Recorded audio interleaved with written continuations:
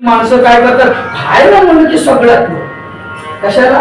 खायला म्हणलं की सगळ्यात पुढे नाही. त्या माणसाच्या घरामध्ये आमंत्रण आल्यानंतर तो माणूस आहे तरी कसा, तो माणूस सच्चा नाही का दुर्जन आहे याचा विचार केला पाहिजे बरं का.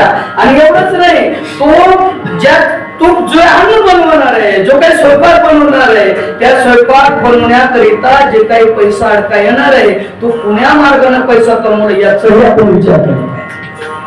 आमंत्रणाला म्हणून की लगेच जायचं कशामुळं?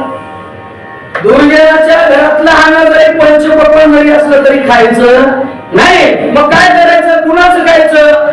सज्जनाच्या घरातलं अन्न बळेची घ्यावी. काय करावं? सज्जन जर दिसला, ज्याच्या दारामध्ये तुळशी वृंदावन आहे, ज्याच्या घरामध्ये माळ आहे, ज्याच्या कपाळावरती गोपचनांचा तीर आहे, म्हणा सुंदर असं सात्विक घर असेल, त्या घरामध्ये जाऊन शिळ्या तुकड्या जरी असल्या, चटणी भाकर जरी असल्या तरी दे माय, भूक लागली म्हणायचं का? अन्नामध्ये फार ताकद आहे. जसं अन्न आपण खाल्लं तसं आपली बुद्धी चालते महाराज. जसं आपण अन्न खाल्लं तसं आपल्या रक्तामध्ये, तसं या ठिकाणी विचार आपल्या मनामध्ये घेऊन जातात.